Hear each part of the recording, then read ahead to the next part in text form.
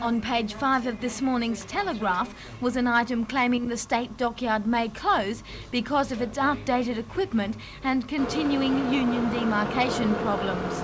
In the same story, the manager, Mr. Kelly, was quoted as saying that most of the dockyard's work could just as well be done elsewhere and that there would be no better time for the government to consider closing it down. Today, however, he denied any threat of closure, saying that the Telegraph quotes were taken out of context. Mr. Kelly believes that there is a bright future ahead for the dockyard, despite its massive deficit and union problems.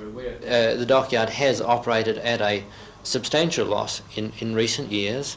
We've reduced that operating loss in this financial year. We're expecting to run, we've budgeted to run at a $2 million loss.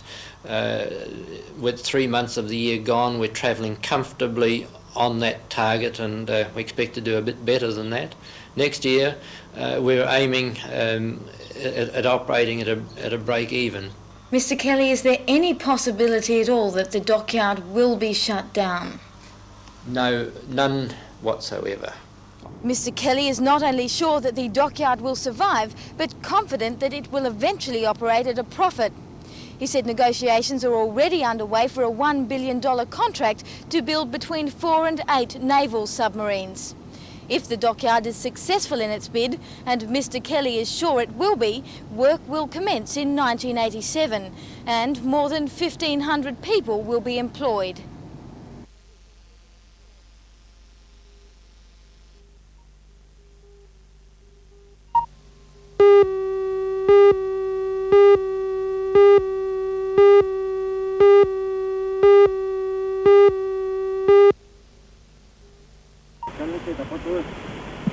Most of the dead were buried beneath tons of mud and rock as they were trying to rescue 10 others trapped by a previous fall.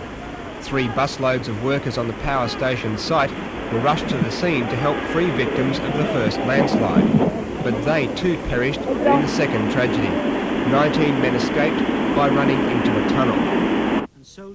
In Sri Lanka, there has been further rioting in Colombo, with another 33 people reported killed. The death toll in 5 days of sectarian violence has now reached 71. In Palermo, Sicily, a magistrate leading several investigations into the mafia was killed when a bomb was detonated as he walked to his car. Mr. Rocco Cinici, his 2 police bodyguards and another man died in the blast. Mr. Cinici's predecessor was assassinated in September 1979.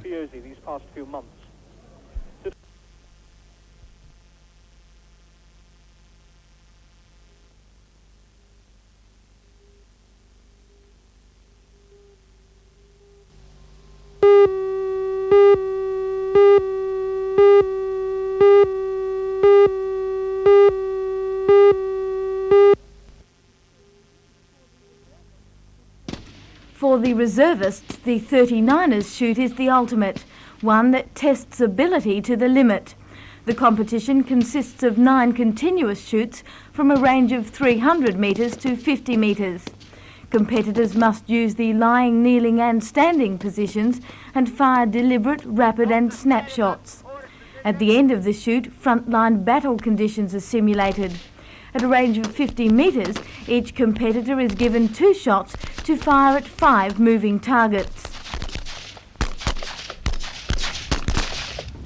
The standard of today's competition was high, particularly for reservists. In Newcastle, they participate in only 3 major competitions a year.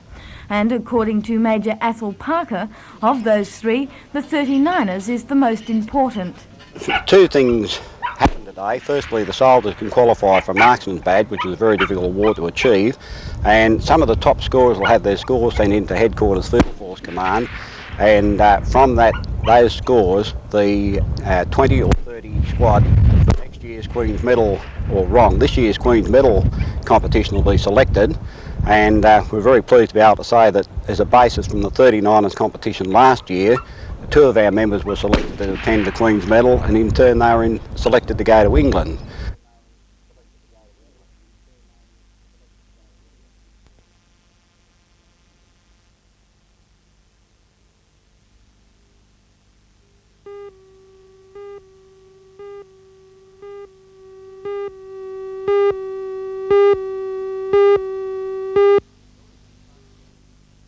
The story which sparked today's conference only said that the Hunter Development Board could be heading for a clash over the Karabi Dam, but that was enough for the board to go to some effort to set the record straight, especially since it was a board-sponsored survey by the Wabakal Cooperative which identified sacred sites on the Goulburn River in the first place. According to the Hunter Development Board's manager, Mr Jeff Connell, the suggestion that the Karabi Dam site be reconsidered came only from a meeting of water users at Singleton. It came from various water users at that meeting, suggesting that it go forward to the board as a recommendation. Mr Connell said the board had never given its backing to the Karabi reappraisal. At today's conference, In the a end, that representative process, of the Water Resources the Commission made it clear that Karabi was no longer an issue. The board's chairman, Mr Alex Young, said the real issue continues to be the water shortage the Hunter Valley will face if Glenbourne Dam is not extended immediately.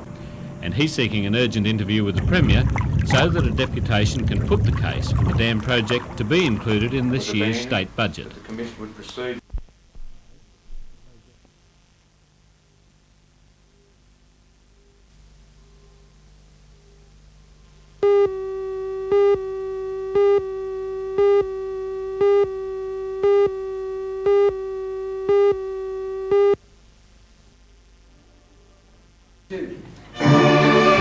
Young musicians, aged 8 to 16, comprise an orchestra which is conducted by John Collins, senior string lecturer at Newcastle Conservatorium. Only about half the orchestra members are actually students at the conservatorium, but Mr Collins said all the players are very enthusiastic and they're getting a great experience by playing together. They rehearsed every week for about 6 months now, but the first real chance for Newcastle to hear a chamber orchestra will come next Tuesday night at the City Hall. Public concert is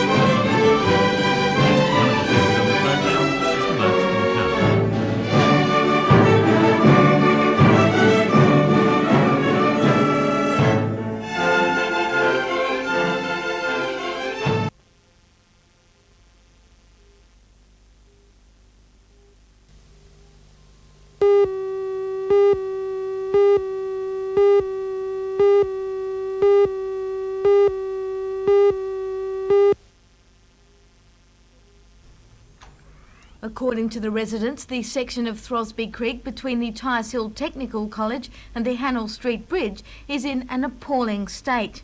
They say it's polluted with vast quantities of rubbish, including the bodies of dead animals, and with illegally discharged oil. At today's meeting, the Water Board agreed to try to clean up the creek, but that will provide only temporary relief from the problem, according to a Water Board spokesman, Mr Trevor Thornton. He says the best way to improve the look of the channel would be to dredge out all the excess silt. The problem's not easy to solve because it's a recurring silt load coming from each high tide and each storm. There can be a cleaning action carried out at a very high cost because it'll involve in the board section of the channel at least 100,000 cubic metres of silt to be removed. What we can do in the short term to satisfy the complainants is that we can continue and accelerate our cleaning work in the vicinity of the Tech College and the Islington Bowling Club.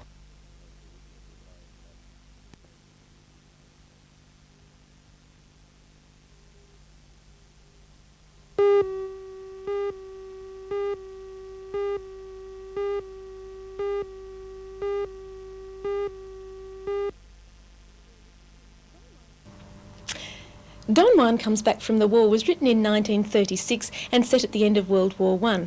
It's no surprise then to find that a major concern of the play is the search for lost ideals. The play takes the legendary figure of Don Juan and sets him among a bewildering array of women. In fact, there are 14 actresses playing 35 different characters. The switch is that although Don Juan certainly preys on women, he is also very much their victim, and at the end, Don Juan is caught up in a web that is not totally of his own making. This production in the university's Arts Drama Theatre uses the big stage area excellently, having just some scaffolding and a few bits of furniture to create 24 short and stark scenes. And these show us various aspects of personal life, such as poverty, inflation, illness, profiteering and prostitution. Yes. The acting was very interesting and strong, and I must particularly mention Robert Edmonds as Don Juan, but I felt that the pace last night was a bit too slow, making the production feel rather flat, and much of the play's cynical humour was left unmined. Still, it must be remembered that the production of Don Juan is a learning experience for the students both on stage and backstage, and what we saw last night was their work so far. There's certainly room for development here, but I think the elements are certainly there for a strong and interesting production.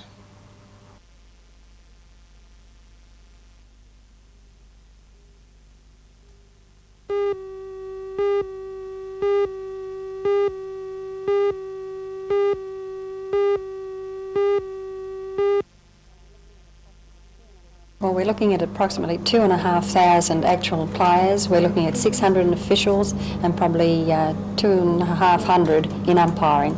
Goodness gracious, that's a big number, and of course this has got to benefit Newcastle netball. It's got to be a top thing for Newcastle.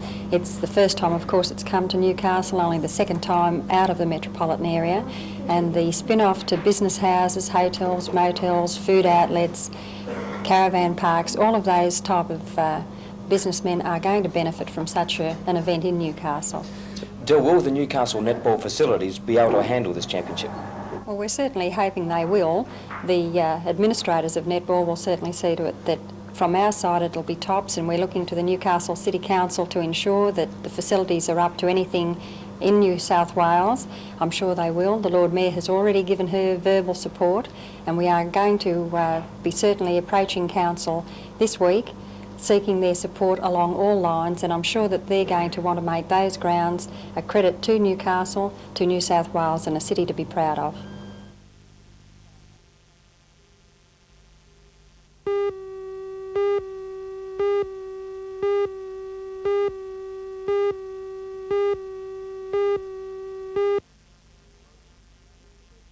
Boat launching ramp, Mr. Bedford says all available information on the lake will be gathered so that well-informed decisions can be made on measures to protect its environment. The Pollution Control Commission will then compile a report documenting the environmental stresses on the lake, the likely future stresses, and the control measures needed to protect it in both the short and the long term. The investigation will look into the heavy metal contamination of both the lake and Cockle Creek, the effects of sewage discharges and thermal discharges from power stations, and the impact of urban and rural runoff into the lake and its tributaries. The Pollution Control Commission is calling on members of the public to submit any information they consider to be relevant.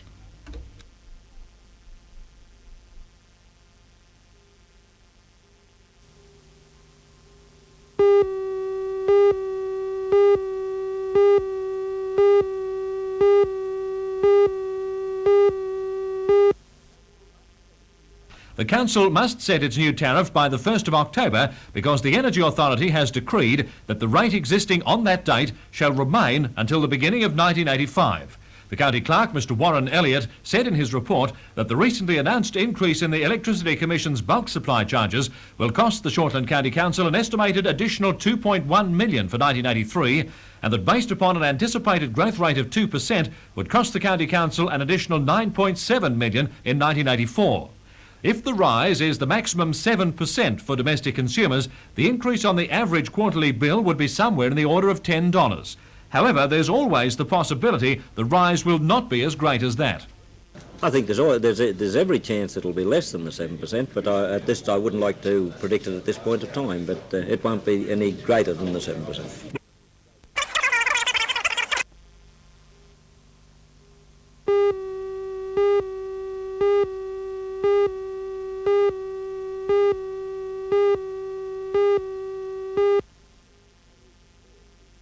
Well, they're improving just like every other country. Last year, 2 years ago, we went over there and played, and we beat them the first two pretty good. But the last game that we played was a 10-point game. It was a 4-point game with 3 minutes to go. And of course, there is a dual purpose for this championships too. That's right. The Commonwealth Championship in basketball is on at the same time. And the series against the American All-Stars certainly would have helped the Australian side's preparation for this tournament. Very much. They were a very good team. It was one of the best that have come out to Australia from America, and winning 2 out of 3 really helped our confidence. Hitting 37 points in the final game would have helped your confidence too. Sure did, Mike, yeah. Another Falcon that is going overseas is coach Dennis Kibble, who leaves on Sunday for West Samoa. But at this stage, he's not entirely certain of who he will be coaching. I don't entirely know, Mike. I'm preparing or helping to assist prepare the national team, the Western Samoa national team, both men and women. So the South Pacific Games are on in September, and Oceania, which Australia is part of the Olympic group, assist some of the underdeveloped countries by sending Australian coaches out each year. This year, fortunately, I've been selected to represent and go to Western Samoa for 3 weeks.